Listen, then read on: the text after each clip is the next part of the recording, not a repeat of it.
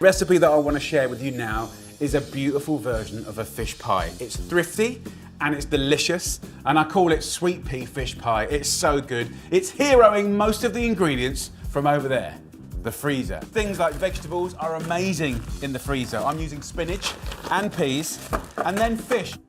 You can have it sitting there in the freezer waiting for you to cook something delicious with it. And there's many methods of cooking, especially when it's in a nice sauce or it's kind of baked, where frozen fish really can be fantastic. And as long as you get something nice and sustainable, you're laughing. So I have 300 grams of salmon and 300 grams of white fish. And if you look in the freezer aisles, you'll see some really good frozen fish.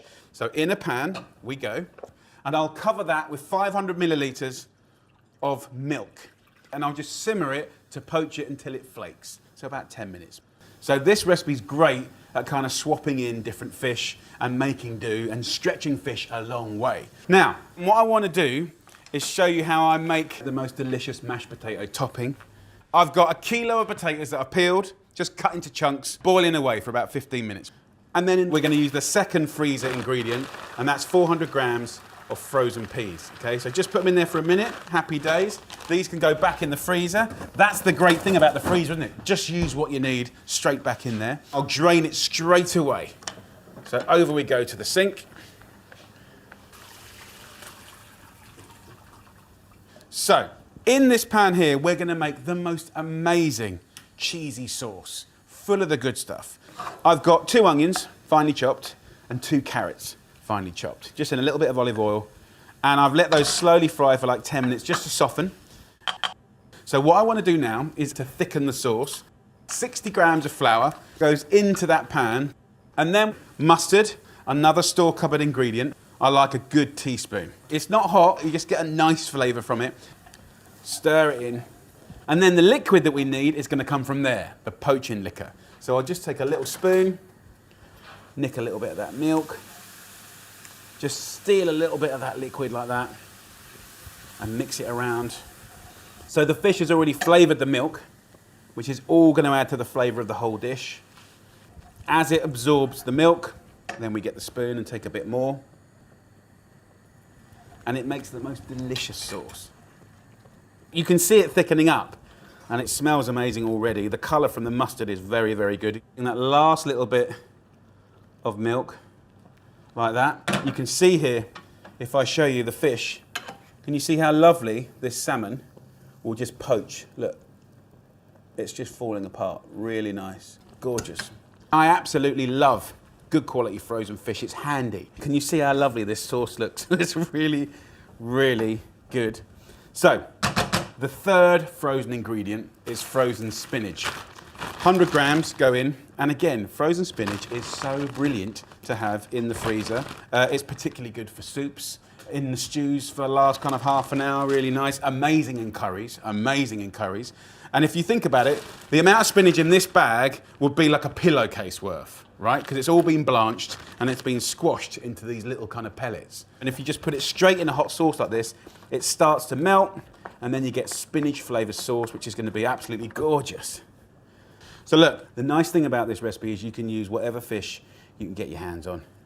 Fresh or frozen, but I just think frozen fish is brilliant if you use it in the right way. And in a dish like this, it's the perfect way. Now, a little optional extra to give it real delicious flavour, cheese. So a nice little grating of cheddar cheese I think is really, really good, but literally use what you've got to hand. You can use it almost like a seasoning. So sort of 40, 50 grams. Look at that. So next up, lemon juice. Just half a lemon going in there, I think is delicious. So if you haven't got lemon, that's fine. But just a little squeeze of lemon like that just lifts the whole story. I love it. So the sauce is now done. I'll have a little taste.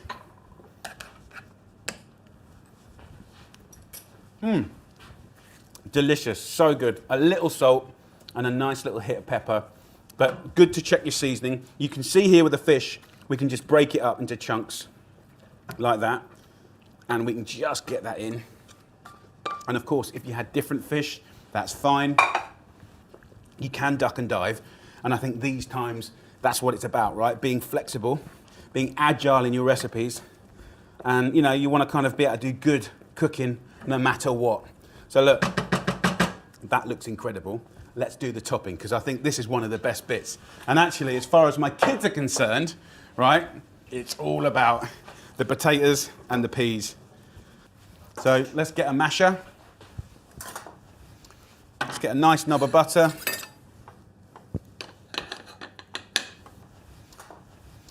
A pinch of salt and pepper. And then have a good old mash up.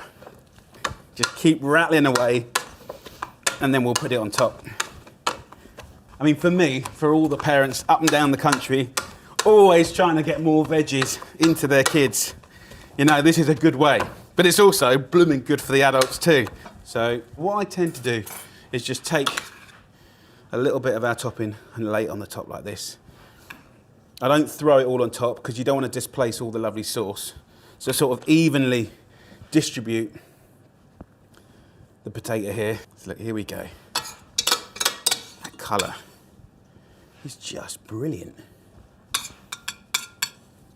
And once you've done that, just use the spoon just to sort of move it around and sort of go up the edges. Look at that. So you can make it rough and ready, you can fork it up, you can do nice little turns. Because as this cooks, it's gonna go golden and blippy and bubbling, and that lovely sauce is gonna find its way out. It's gonna be extraordinary, and I can prove it to you, because I did one earlier, right? Check this out. Come on. Look at that. Crispy on the top, all the juices kind of baking their way out. Let's get that down. Let's have a little portion up. Come on, get in there.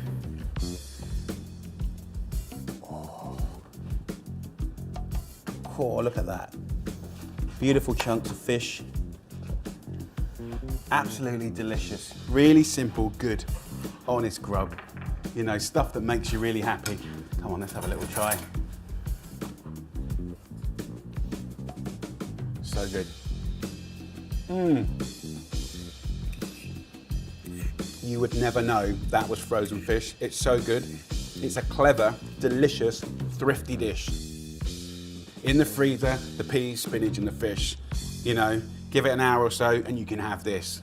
Joy. This is a great dish. We're going to do a beautiful mushroom cannelloni with a gorgeous, oozy, cheesy sauce. If you've got someone in your house that completely disagrees with any kind of meat-free day, this recipe is probably quite a good one to get them on, because if this is made right, they probably wouldn't even notice the difference, right? Because this has the depths of flavour that you'd get from a lovely cannelloni. The residual moisture in these greens will just steam and wilt.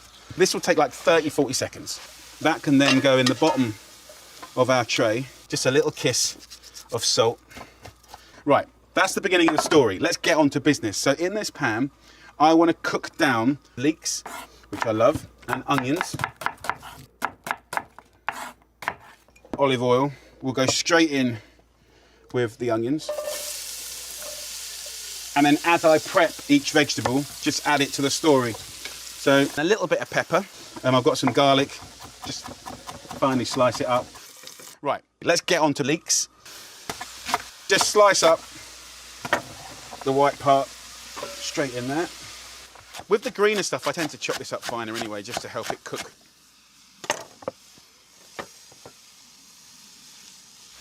And then we're going to add the mushrooms. Right, big boy, we're making cannelloni. Give it a little seasoning with salt and pepper.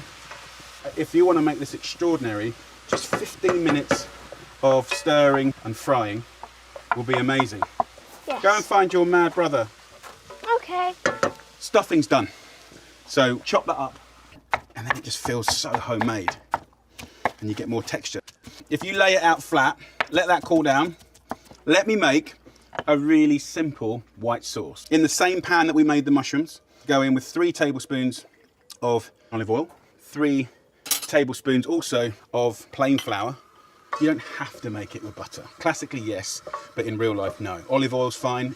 Looks a bit like breadcrumbs, but this is a thickening agent. In there, we're going to add some milk. I'm just going to add it slowly, slowly. That's quite a rushed version. That's what I always do at home. You know, I've got a family here to feed. There's stuff going on. So look, as the white sauce does its magic, let's fill these cannellonis. So literally all I do is stab around like that and then turn it around, do the other half.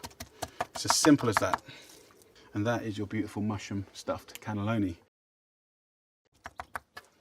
Okay, so look, there we go. A tray full of beautiful cannelloni.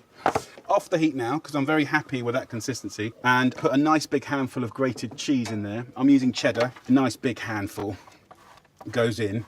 So let's get that over the top here.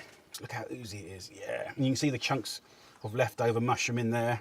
Last but not least, just a few little slices, kind of in and around. And then just a little drizzle of oil. So this will go in the oven at 180 degrees Celsius for about 40 to 45 minutes until golden, blipping and delicious. I can hear it sizzling. So it's at about 40 minutes. The wood oven's just a little bit hotter. Look at that, come on. This kind of cooking is all about family. Look at the crispy bits. Yes. And then of course we added that lovely stack of greens. It's got to be one of the best meat-free meals ever, whether you're vegetarian or not. Right, let's get amongst it. So good. Oh yeah. Kids! Lunch! I'm gonna cook for my family the most brilliant but completely bonkers roast chicken dish. We're gonna marinate it with a kimchi marinade. We're gonna glaze it with a kimchi glaze. And then I'm gonna use this kimchi also to dress like a whole load of vegetables to make the most beautiful rainbow slaw ever. So let's do it. Chicken, you can go aside for a minute. First up, the kimchi. I'm gonna put it into a liquidizer, 300 grams, and I'm gonna add some water. 100 mils goes in like that. I'm gonna take some ginger. A nice big fat thumb-sized piece of ginger goes in here with the water, and I'm just going to give it a little bit of a hit of olive oil and a swig of vinegar, red or white wine vinegar, and we're going to whiz that up. Full of flavour. So I'm going to use this in 3 ways. So 1/3 in this roasting tray as a marinade, right? And then over here, I'm going to create a glaze. Just take 2 or 3 tablespoons of really nice honey. 1, 2. The honey turns this into a shiny, sticky, tacky glaze. And then this last third, that will become the most incredible dressing for a beautiful rainbow slaw. So let's do it. Chicken into the marinade. This is the time to earn your flavour. Get it in all the cracks and crannies, in between the little wings, around the legs, in the cavity. So let me just wash my hands. Okay, just put a little swig of water in. So the chicken goes in the oven, 180 degrees Celsius, which is 350 Fahrenheit, for an hour and 20 minutes. Halfway through, I'll take it out. I'll baste all the beautiful juices on top. I might add a little bit more water, and that's gonna be the most beautiful, succulent, crispy skinned chicken ever.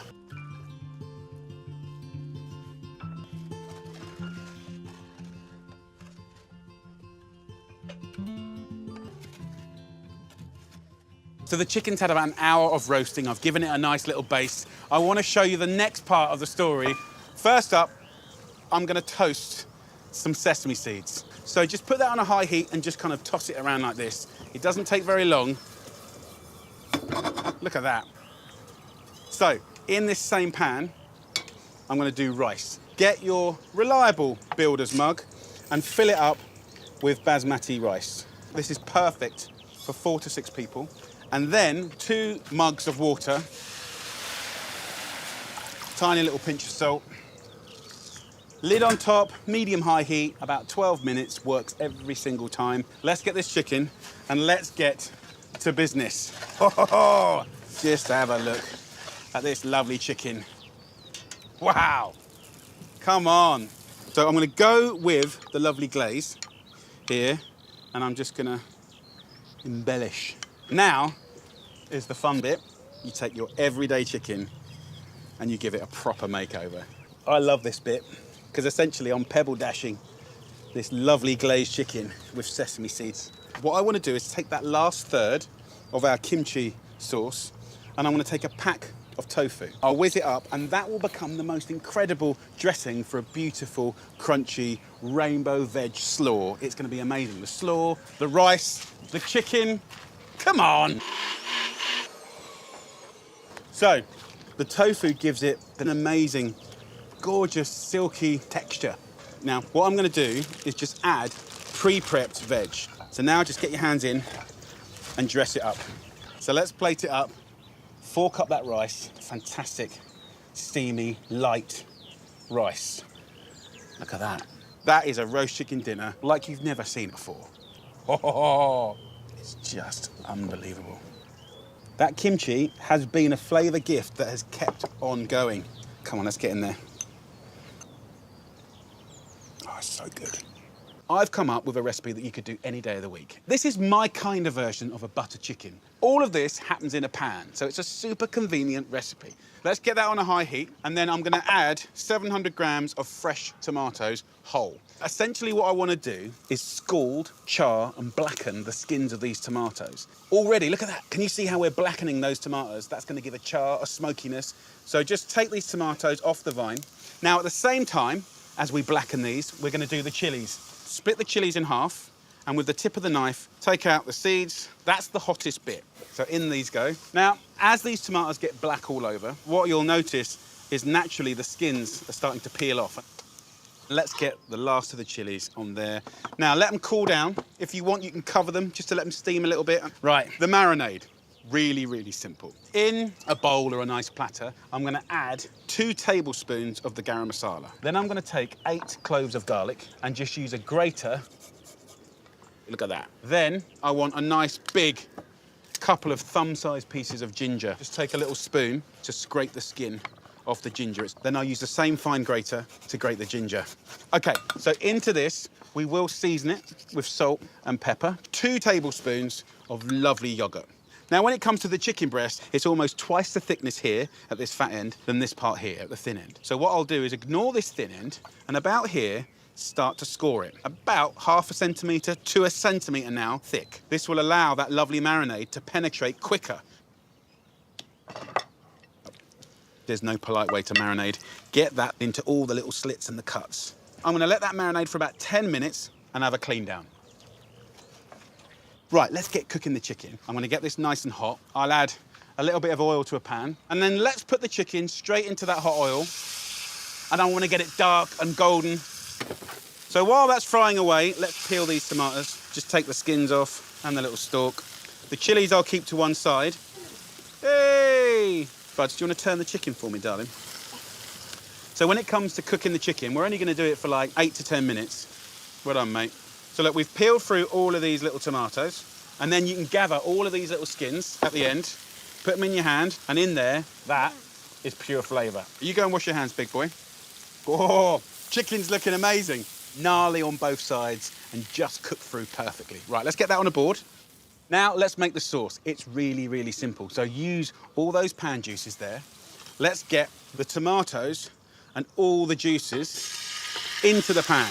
And now in with 2 tablespoons of that cashew butter. That'll cook down pretty quickly and go ruby red.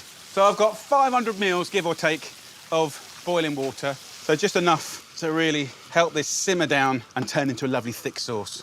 Just get a fork and just squash all those tomatoes and let that boil vigorously for a couple of minutes. I am gonna put some chili in. The question is, how much? I think what I'm gonna do is just go in with 1.5. If you want to take the edge off the spice, put like 2 teaspoons of mango chutney. Now what we can do is get that chicken in there, and we want the chicken to be really juicy, right? And I want quite big chunks. I don't want like little wafy bits. And then I'm going to put this in the sauce and let that chicken simmer. What I'm going to do now is just spoon 3 tablespoons of yogurt through the sauce. Just a little bit of coriander on the top, and that, my friends, is going to be a beautiful curry. So look, I've got some rice here. I've put some chickpeas in. And then just get it in there. Look at that. Big chunks of meat. Let's get amongst it. So, so good. That's good to go. Let's feed the family. So I'm about to make, for my family, a prawn toast toastie. Yes, it's basically a mashup between a toastie that we all love in my house and those beautiful prawn toasts that you get in a Chinese restaurant, right? We've got some lovely uncooked prawns, I've got an egg, ginger, spring onions, some chili dipping sauce, bit of soy sauce, and let's do this. I've got a loaf of bread, get a serrated knife, and slice it about 1 centimetre thick. So I want 4 slices. Now, the first job is to create the filling. So the filling is super simple. Take yourself 2 spring onions, just trim the ends off, and then just finely slice it. Then we're gonna go in with some ginger. So just like a little 2 centimetre piece, just peel off the outside like that. I keep these trimmings, by the way, just dry them, and they're wicked for making lovely cups of tea, or you can put them in broths and make lovely noodle broths and stuff. Slice it up, you can grate it if you want, and just run your knife through it so it's nice and fine. Then in with the prawns. What I look for is just nice, sustainable prawns. Just pull 4 nice prawns aside. What we're gonna do with this is just slice it all up and then bring it in to the ginger and the spring onions and chop it all together. And then I'm gonna crack 1 egg and put the egg whites into this bowl, and then the yolk will go in the middle here. Just make the whole thing bind together. The only thing I want to do now is just lightly season it with some soy sauce. Just a splash, super simple. Just a little bit of coriander in here will be lovely. And again, just chop it through. So look, next bit could not be easier. Take the bread and we're going to fill it. So take half of that mix, put it onto the bread. In we go with the stuffing, really load it up. Look at that. Be nice and generous. Okay, so that's good to go. Then place this part on top. So get a fork and just beat up your egg whites so they're nice and loose. And then get your bread, pop it 1 side on the egg whites, 2 sides on the egg whites, and then get your sesame seeds and we're gonna cover it so it all sticks to it. 1 side, press it down, other side. The sesame seeds stick to the bread. And when we toast that, it'll go golden, crispy, and delicious. Time to get the pan on. I want to cook this on a medium heat. I'm going to use a large non-stick pan, and then I want to kind of posh it up a little bit. So I'm going to take a little knife, take that little prawn, and simply cut it in half. And what I want to do is push this in to the actual bread, so the bread and the prawn become one. Oh yes! On top like this. A little bit of oil on top. Look at that. And then straight in to our pan, just like that. Super simple. You can hear it frying already. About 3 minutes on each side until golden, crisp, and delicious. Okay, let me wash my hands. And now, let's check this beautiful prawn toastie. Get under there, have a flick. Hey! Look how crispy that is. So look, that side has had 3 minutes. I'm just gonna go on the prawn side, just for 1 more minute to get it really perfectly golden, and then I'll serve it. Come in, kids, I've got prawns! Let's get amongst it. Oh God, I love it. The ginger, spring onions, prawn, what a combo. But it's the crunch of the sesame seeds and the sweetness of the chili sauce. And it's just everything you love about a prawn toastie. Poppy, you're gonna go nuts for this, like for real. So the idea is you take your little sandwich and dip it aggressively in that chili sauce. Okay. That's so nice. Do you want me to teach you how to make it? Yeah. So this is kind of like a veggie curry, but the way that I cook it and put it together, it turns out like a beautiful rice cake. It's full of colour, full of flavour. So when I first came up with this recipe, it was all about the cauliflower. And it's really nice to single out one vegetable and hero it. But you know what, at the same time, I really want to celebrate lots of different ways to express this dish. So we can do courgettes, we can use some frozen peas. Here, I've got a 28 centimetre non-stick pan on a medium-high heat. We're gonna go in with 2 onions, white or red. So take the skin off, half them, and then just roughly chop them into about 1 centimetre chunks. If you haven't got onions, you could use leeks, you could use spring onions. A little bit of oil goes in, and then the onions go in like that, look at that. So we'll just fry these off for like 5 minutes until nice and softened. So let's get to the veg. Courgettes, for instance, we're just gonna half that, then cut that half in half, and then again, little 1 centimetre chunks. Then we've got the cauliflower. Trim off the lovely cauliflower flowers, about 1.5 centimetres from the flower itself. But then the stalk here, often, this will go in the bin, right? We don't want to do that at all. We don't want to waste it. Also, it's really delicious and super nutritious. Slice it up. So look, these onions are getting nice and soft. Now, in with the tikka paste. This stuff's amazing. We've got layer upon layer of different spices. The smell already is incredible. Then I go in with my veg. Just stir it around, jiggle it, and as we get heat through to those veggies, it will start to shrink down. The flavours will really start to come out. So look, after a couple of minutes, let's go in with our frozen peas, just a handful, and then we go in with 1 regular mug of basmati rice. Then to guarantee you beautiful, fluffy rice that works every time, I'm gonna go in with 2 mugs of water. So mix that up. And then I want a little bit of spice, right, as in heat spice. So I've got like 3 chilies here. Prick them with the tip of a knife, and then that will give a really, really subtle chili flavour to this. And one last thing, which I think is a brilliant curveball, poppadom. And when I was in Delhi last year, I saw so many variations of poppadoms. I'm gonna take 6 here, right? And you just smash them up, and it will suck up that moisture, a little bit like we use lasagna. So just mix up those poppadoms, pat it all down, and then turn that down to like medium, lid on top, and cook that for about 10 minutes. So, this beautiful curry dish has had about 10 minutes. And now if you listen to it, you can hear it catching and crackling. Just push the veg and rice down. On a low heat, just let that fry up for about 10 minutes, and it's gonna give it a lovely crispy bottom. And then what I wanna do is kind of dress it up. On the same trip, when I learnt about how to use those dried poppadoms in such an interesting way, I also saw them take pomegranates and take mango chutney and put the 2 together. And the result was like the best hack ever. Simply mix it up, so, so good. So this has had 10 minutes now. I'm pretty excited that it's gonna be nice and crispy. So get yourself a plate or a platter, put it above the pan like that. Yes! Look at that. So what I love to do is get that yogurt and just kind of give a few splurges. We'll go in with those bits of mango chutney and pomegranate, and then just lots of lovely herbs. Get in there through the crust. Look at this. Yes. Oh. Wowzers. So this one is for all you avocado lovers out there. If this avocado happens to be quite high in fat, then could I use that as a fat source in cooking? And if that's the case, could I use it like butter or olive oil? Could I make pastry?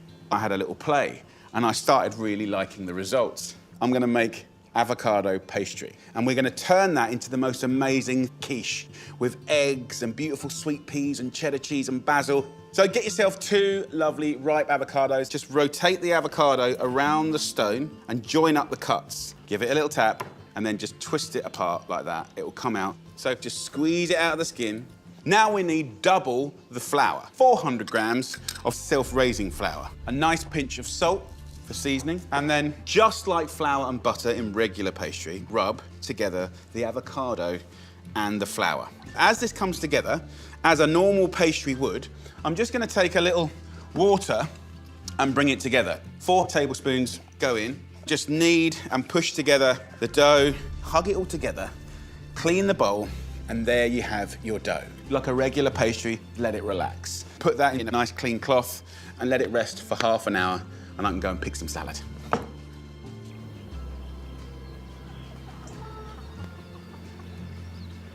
This lovely pastry has been resting.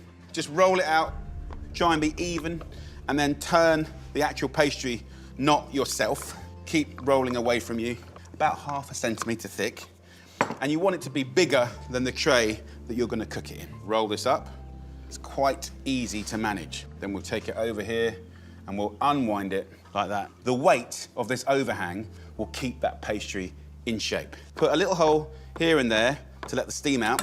And that goes in the oven for 10 minutes at 200 degrees Celsius. And that's the perfect amount of time for me to make the filling. We're gonna go even more green. Frozen peas, I love them. 300 grams is all you need. And that goes in frozen to a liquidizer. We wanna flavor these peas.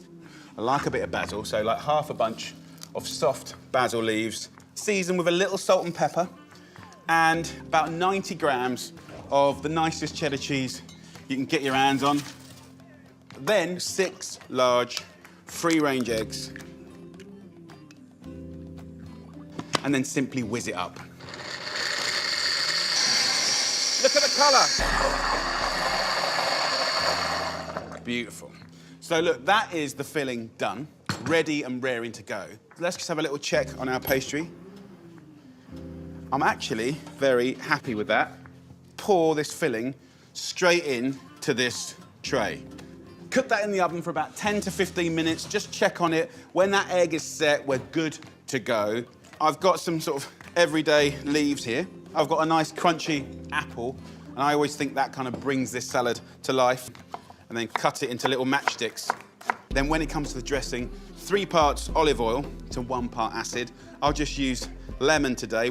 Squeeze it through my hands to catch any pips. Get the apple in there.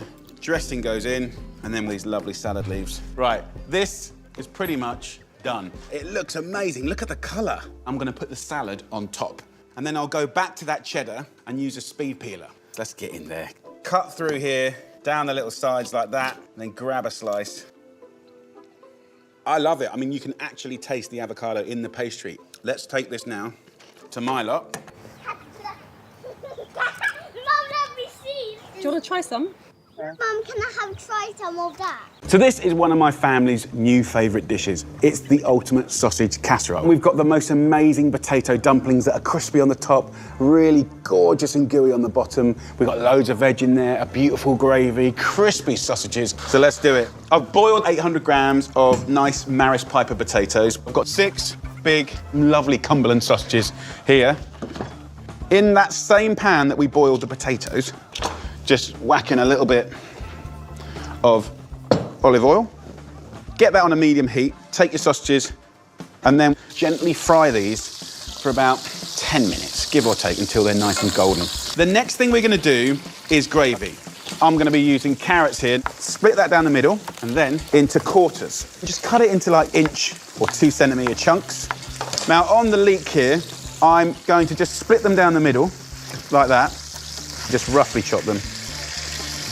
So look, we've got some nice colour on these sausages now. Put them on a little bowl or plate. The sausages will flavour the fats in the pan, and that's going to make the veggies really, really delicious. Fry this off for about 10-15 minutes. It will shrink down, it will be gorgeous. In the meantime, let me show you how to make these dumplings. Mash the potato, season it with salt and pepper, you know, fairly standard. But then, if we get some nice whole grain mustard, I'll take about a heaped teaspoon, and the mustard seeds, I think, really make this. It's like a little surprise. So look, once you've mixed all that together, roughly, chop it in half with your hand, in half again, and just kind of put it in your hand like a cricket ball. It's as easy as that. 4 lovely potato dumplings, ready and raring to go. So we're now caramelising. You can see it on the leeks and the carrots. So we'll go in with 1 heaped teaspoon of whole grain mustard. Then we're gonna go in, wait for it, with a good old friend of mine, brown sauce. About 3 tablespoons. It smells incredible already. Then tins of mixed beans. Get that in there, juice and all. And then last but not least, we're gonna go tinned tomatoes, right? So 1 whole tin goes in, just kind of squeeze the plum tomatoes in there to break them up. And then what you wanna do is fill this up with water, that'll give you that little bit of extra moisture. We're gonna bring that to the boil and simmer that for like 10-15 minutes until it looks scrumptious, right? Now, with our beautiful everyday Cumberland sausage, score little 1/2 centimetre slices. So by scoring it like this, it looks cool. It creates more surface area, which is more crispy bits, more flavour, yes! And then on the underside, this also sucks up more flavour from this gorgeous sauce. Score both sides, take the sausage and just sink it in this sauce. Then we go in with the lovely potato dumplings, straight in there. Look at that, absolutely beautiful. Just brush it with some oil to get it really, really golden. Now, instead of using a brush, just use some herbs. A bit of thyme, a bit of rosemary, pour in some oil and brush it. And that will not only make it go golden and gorgeous, it will absolutely flavour it. Take some of those thyme leaves and just put them in and around the pan. Now, I'll put it under the grill for about 10-15 minutes on high until golden and delicious. You hungry? Yeah. Look at this. Whoa, how do you make the mountain thing? They are potato dumplings. So let's just plate some up. You got your sausage in there. You got your veg in there. Absolutely beautiful. So, a little bit of greens in there. Here we go. So let's have a little try of this. Okay, I'm gonna go for it. Go on, mate. It's really nice. So what do you reckon, Buds? Are you happy with that, mate? Yeah. When you're juggling work and family, you need a dish that's super simple to rustle up. I want to make a curry. A really beautiful, fragrant curry. But I want to do it in such a way that it's surprising and exciting. And do you know what? It's just a handful of ingredients, right? I've got ginger, garlic, chili. There's always an onion or that family in the house. And then yogurt, rice, standard stuff. In the freezer, I always have sustainable prawns. These I've just put in a bowl of water for 5 minutes, defrosted them. They're fantastic. So I'm gonna do an amazing rice cake, right? It's gonna blow your mind. So, 1 builder's mug of basmati rice into a pan, and then 2 of the same mug of water, right up to the top. So in we go. Get that on full whack, super easy. Season it with a little pinch of salt. So bring this to the boil, cook it for about 10 or 12 minutes until the water's cooked away. And when it has cooked away, turn it down to low for 5 minutes, then it will go crispy and golden. Super simple. Let's get onto the curry. Take 4 cloves of garlic and finely slice it. And we're on to the curry pan. Put some olive oil in there and then go in with these wonderful, fragrant ingredients bit by bit. So garlic in, so about 1.5 chilies. Always check how hot they are, because they can catch you out every now and again. Nice thumb-sized piece of ginger. Just get a little spoon and scrape the skin off. And then just finely slice the ginger, just nice little chunks like that.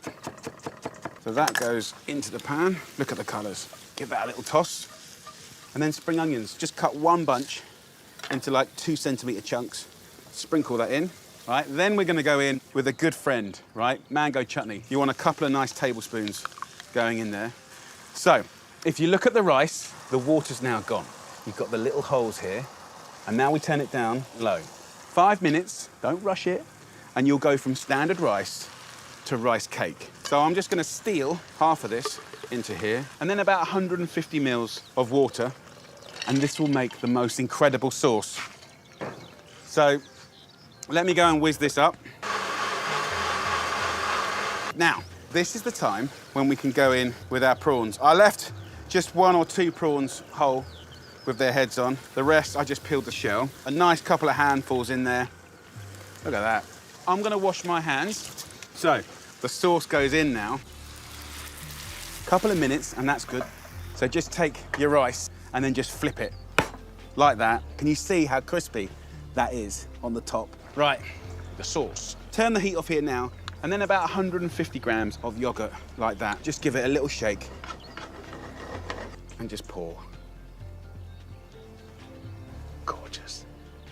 Easy prawn curry with a lovely rice cake. Get in there and just break it open. And if you look in this, you know, you've still kind of got the fluffiness and the steam stuff inside. See how lovely and steamy that is? Going for the prawn. Look at the colours, guys. The colours are bonkers. It's just blooming brilliant. Come on, more sauce, more sauce. Let's just do a little bit of poppadom action. A little bit of salad on the side for a bit of crunch. That is a beautiful plate of prawn curry. Rice cake galore. Come on, let's do this.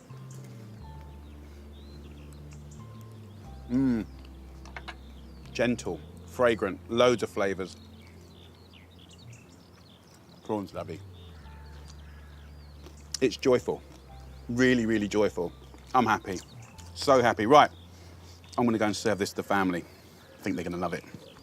This is like a little bit of sunshine in your life. I'm going to show you how to make the most delicious pepper, prawn and chorizo bake with beautiful rice around it. It is so scrumptious. So in my freezer, I nearly always have prawns of some kind. Put them in a little cold water for like 15 minutes. They defrost. Happy days. So I've preheated an oven to 220, right? If I cut halfway through this pepper, just run your knife around here, take the seeds out of your peppers, and then cut this into 4. So 1, 2, 3, 4. The first part of the story is very, very simple.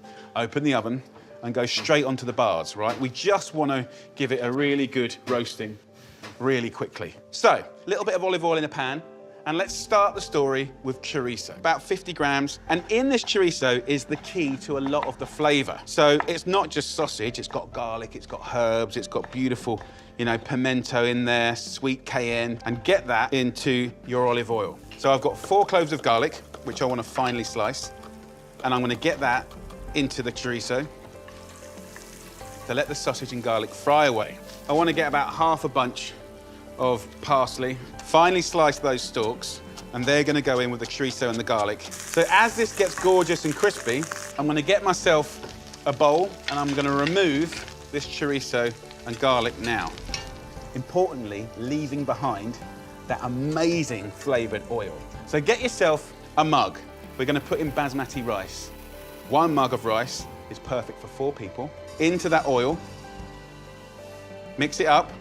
Let the fat go around that gorgeous rice. For the perfect rice, you want 2 mugs of boiling water. 1, 2. So let's go back to the oven now and get those peppers. The natural sugars in these peppers have been accessed, and that's gonna make a massive difference in this bake. So take your little ring and just nestle it into your rice. So turn that off now, and this will go in the oven with a lid on top or tin foil for 15 minutes, right? To let it all plump up and get gorgeous. I'm gonna now show you how to do the prawns, about 300 grams on the chorizo and the garlic. My family love prawns. And then finely grate the zest of half a lemon, and then I put the juice of half a lemon into this, right? So just give that a stir up. Lemon, garlic, chorizo, look at the colors, come on. So let that marinate while the rice cooks, and then I'll show you what to do next, because it's gonna be amazing. Okay, look at that. Steamy, gorgeous, and colourful. Then take those amazing prawns and just kind of like sprinkle it over the top like that. Just push it into the rice, and we'll pop that back in the oven now for 5 minutes so we cook the prawns all the way through.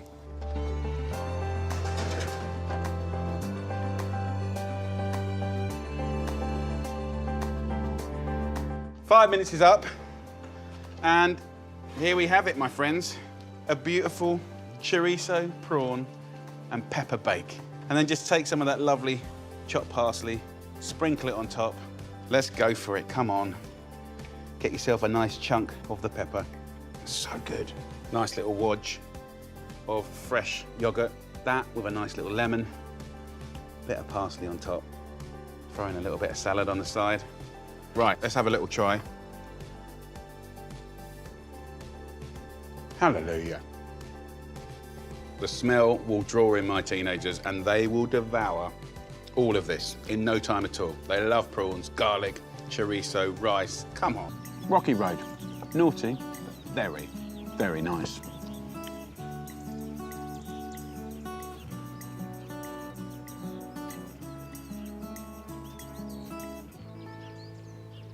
I'm about to attempt to make a delicious Rocky Road, the easiest dessert, snack, whatever you want to call it. So what I have here is 500 grams of incredible chocolate. And look at that, just melted. Oh, hi, darling. Can I have the swirly thing now? The swirly will come up. So what we have here is a big bowl, 500 grams of chocolate. Now, this is 70% cocoa solids. It could be milk chocolate. It could be white chocolate. You can have fun with it, right? So just give that a little mix, River. Shiny. So what we're going to do is equal quantities of melted chocolate and stuff. When can I have that? What is it that you want? I want the swirly thing. The swirly thing. Okay. Can I have half of it? No. Just let me have this. I get that and you get that. Yeah. Okay. So to 500 grams of melted chocolate, we're going to add 500 grams of stuff. I think the stuff is cool if it's not just sweet stuff. Otherwise, it's sweet on sweet on sweet, and you never have the contrast, right? So yes, we've got marshmallows here that you can put in, and they're cool. Popcorn, unsalted, obviously, go in. You can go through your cupboards, any odds and ends. Things like your digestive biscuits we can put in. As indulgent as a Rocky Road is, you know, it's never going to be healthy, but you can make it full of the good stuff. Dried fruits, nuts, seeds. I personally love things like Dad, dried pineapple. Mix it. Can you mix it? Yeah, go on, mix it. You like the dried apricots, buds? Yeah. Just tear some apricots in there like that. You like that? Yeah.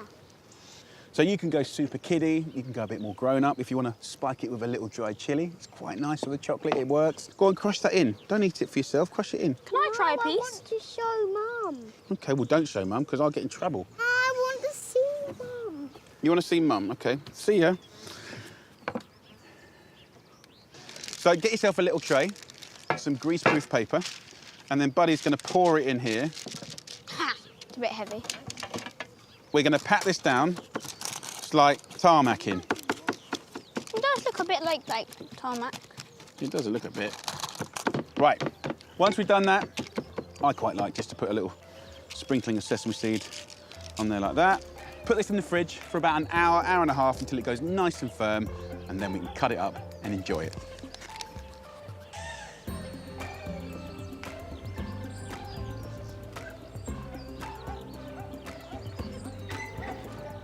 So, here we have our lovely rocky road. And look at that. I love it. Look at that. Oh, here we go. He's back. Perfect timing, young man. Because this is the rocky road of dreams. Look at this beautiful big old pile. Dad, can you pour some white chocolate on it? Yeah, you mean just get on with it, is what you're saying? Yeah. Okay, fair enough. Get on with it. Dad, can I have one now? I haven't tried it. So there you go. Oh, you want the top one? A lovely Dad, rocky road. Oh, ginger's really nice, actually. Tell me, like, if you like it or not. Do you not enjoy it? I do enjoy it. I just want to show Show Mum. Okay. What about you, Buds? I like it. And you know what? If you do make a nice little batch, it's really lovely to whack in a little tin and give it away as a present. Rocky Road. Naughty, but very, very nice. Right, who should we give these to? Me.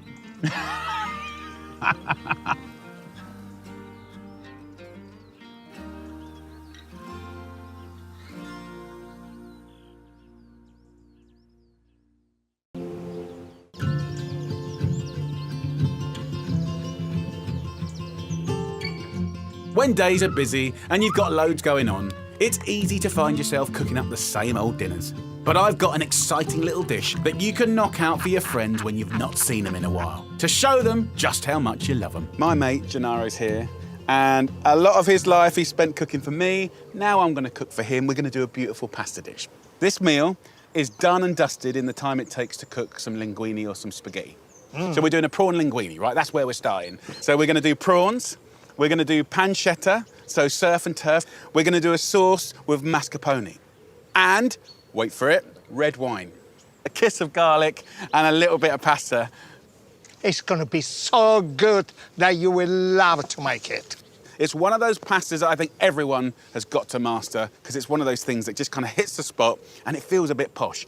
So, Gennaro, if you can just finely slice that into little matchsticks. A little matchstick. So 4 slices of pancetta. So here I've got 2 cloves of garlic that I've just finely sliced.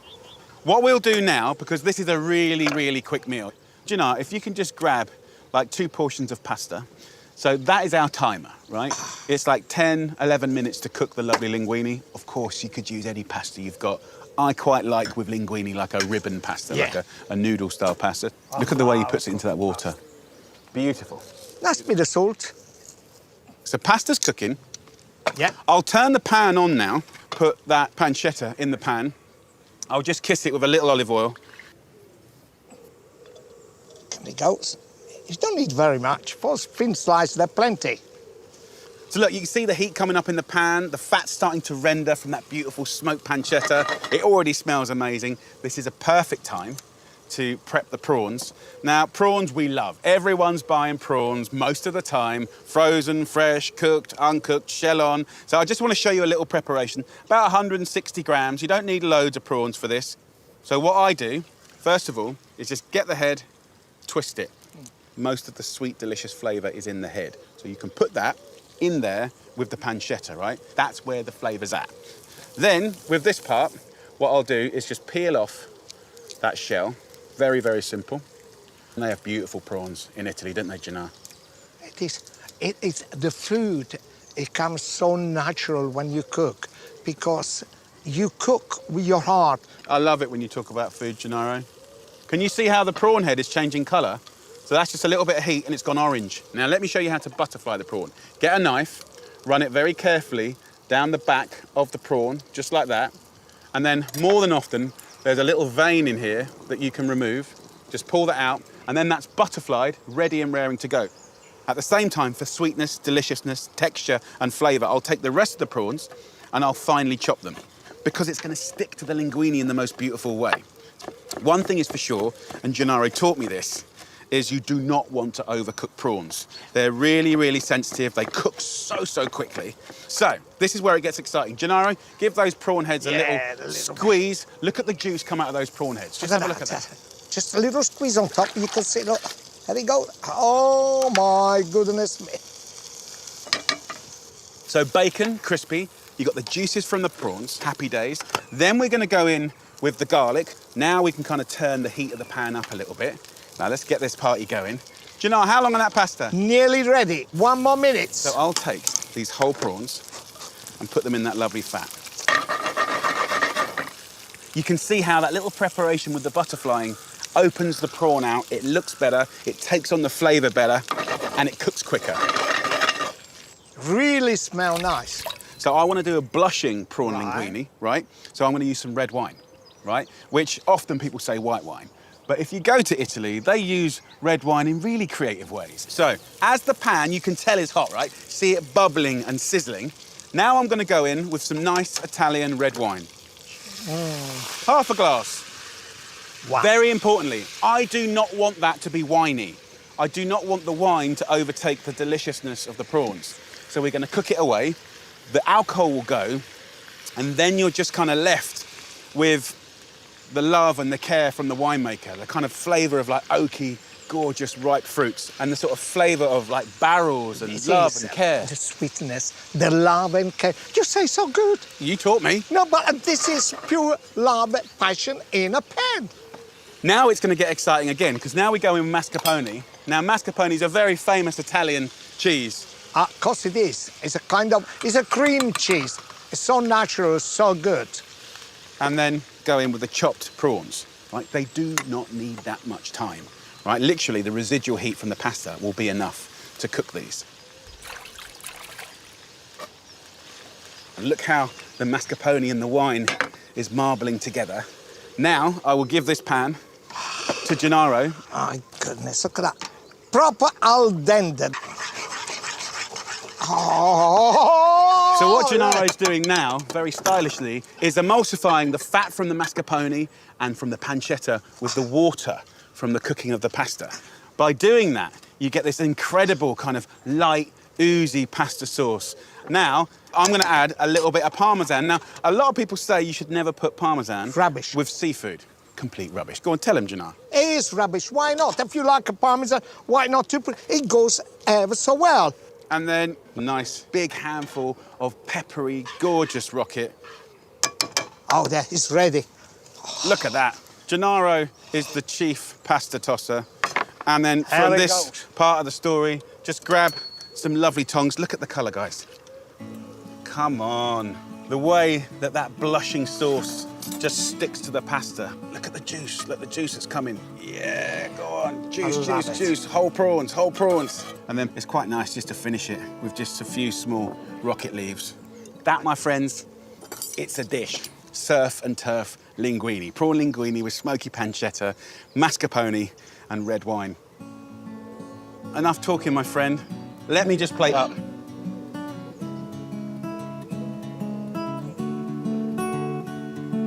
Gennaro, that's for you. Love you.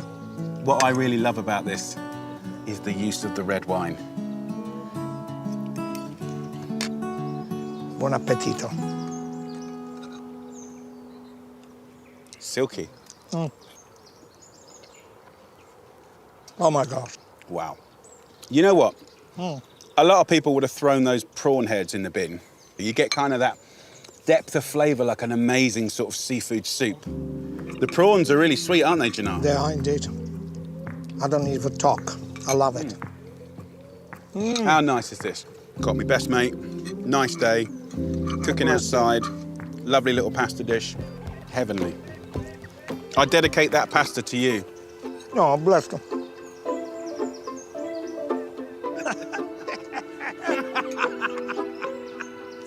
Salute! Salute, give me the more pasta.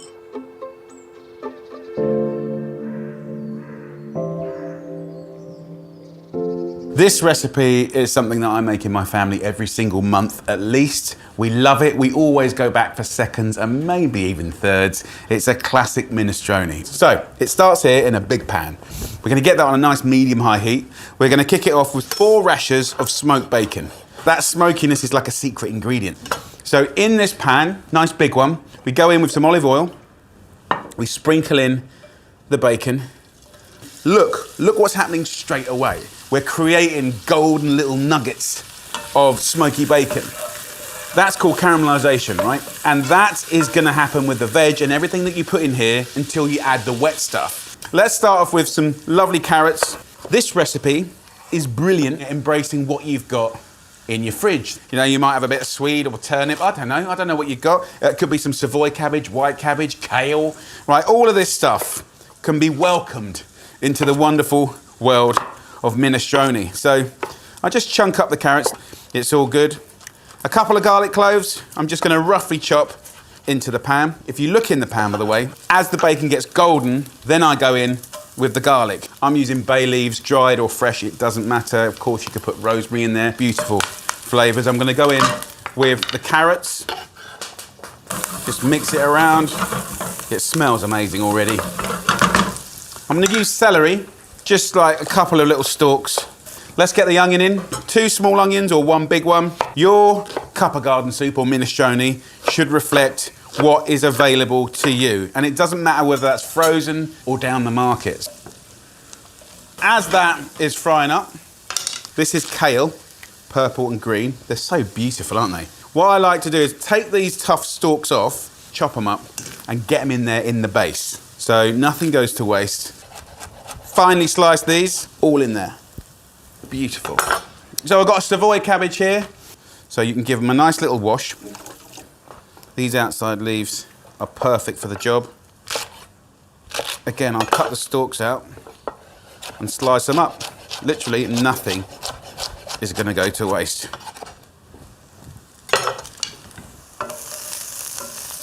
Now look, that's what you're talking about. Can you see all the caramelisation happening there? So I'm going to go in now with a little cheat. So of course I'd love to use a beautiful, you know, chicken broth. I haven't got one, right? So I'm using a little organic vegetable stock cube. Sprinkle that in. And now we've earned that colour, which is big flavour. I'm going to get 2 ingredients in. First is going to be some nice tinned tomatoes. So we're breaking the frying now, and now we're going into boiling, okay? So I'll fill this up with some water as well. In with the water, and then I'm going to use some butter beans, nice and chunky, and then cannellini beans. So I've used butter beans and cannellini beans, but you can swap out any bean you like. You can get tins of mixed beans as well, which are absolutely brilliant. And then onto the cabbage. So I'll just roll it up like a kind of cigar and just finely slice it like that. So that will go into our pan. Beautiful. Then the kale. Look at that. And then what I like to do is top up this soup with some boiling water, about a pint. Let that simmer for a couple of minutes with a lid on top. And then let's talk about pasta. So I tend to put all my odds and ends normally in a little jar, but then what I like to do in this soup is just get a little tea towel and pour the pasta into the tea towel. I just take up the sides and give them a ruddy good banging, right? Go over to our beautiful soup, hold it like this, and in it goes. So all you've got to do now is just simmer this for the time that it takes to cook the pasta. It will thicken slightly, but that is going to be a really nice hearty bowl of minestrone, and it's going to taste gorgeous. Okay, so it's had about 10-15 minutes. The pasta's cooked and it's thickened, but it's still nice and brothy. Look at that, beautiful. So let's get a nice big old spoon in the bowl. Really, really good. Little bit of Parmesan cheese on top, or cheddar cheese, of course, if you haven't got it. This is a dish that I think people love. Look at that, pasta's brilliant. Little bits of bacon.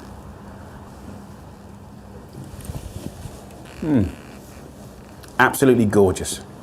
If you love sausage and mash, then this could be a new family favourite in your home. So first job, in a pan, a little bit of olive oil, and on a kind of medium heat, get those lovely sausages in there. And I want these to be golden all the way around. We're going to use leeks, but also curveball apple. Peel these, chunk these up, and then as these sausages are getting nice and brown, we're going to get our apple straight into that, and we want a little bit of colour. Yes. Now, my missus doesn't like onions, so I use leeks a lot. So, put the tip of your knife in and go all the way down the length. Roughly slice it up to be the same size as the apple. So just take the sausages out now, and the leeks all go in. Just give it a little swig of water, just to stop that frying process. A little pinch of salt, and a little pinch of pepper. And now turn that down to like a medium heat. 20 minutes with a lid on. The next job is the mashed potatoes. Over here, I've got 1.2 kilos of Maris Piper potatoes, peeled and boiled and drained. Just 2 tablespoons of flour, salt and pepper. Mash this together. Then we need to divide it into 1/3 for the top and 2/3 for the bottom and the sides. This bit I will put over here with my sausage. And then this 2/3 here, I'll put in that tray. A little kiss of oil and give it a little rub up around the sides. In we go with the potato, and then just use your hands to just pat it out, almost like a type of pastry. And then as you get to the sides, up we go. Super easy, super rustic. The leeks, once they've had about 20 minutes and they're really tender, we're gonna kind of amp this up now. We're gonna go in with 3 teaspoons of English mustard. Right, that won't be hot, by the way. It will just give it a nice, big, sort of bold flavour. Then we're gonna go in with flour again, just a couple of tablespoons, and that will be the thickening agent for this sauce. A little thyme, just pick that off the stalk. Once the flour is all mixed in, add the milk, about 600 millilitres. And now go in with the sausages. Let's save one of those back. Slice these into 1 centimetre slices. So this will feed 4 people very generously. So let that simmer for 5 minutes, and let's think about the topping. Get a little bit of greaseproof paper, put a bit of oil on here, rub it, and then I'll take this potato and press it down again and again and again, like that. It's about 1 centimetre thick. You want it to be slightly bigger than this tray. Go in with that amazing sweet leek, caramelised apple, and sausage casserole. Look at that. Then simply pick up your greaseproof paper, flap it over the top like that, and then unpeel it. We want to seal it to kind of trap all that lovely goodness. So get yourself a fork and your flour. Just dip it in the flour to stop it sticking to your fork. And that just seals it nicely, just as if it was pastry. Get a knife and kind of cut down like that. Now there is 1 sausage left. So slice it, and then I'm gonna push this into the most beautiful potato. These will get nice and golden and crispy. Now that will go in the oven for 40 minutes at 200 degrees Celsius. And then about 5 minutes before the end, I'll put some of that thyme on top just to crispen up, and it will look the business. Oh, yes. Come on. Chunks of sausage, creamy, leaky sauce. I've got some greens and some peas. I love a bit of mustard as well. Let's just get in it.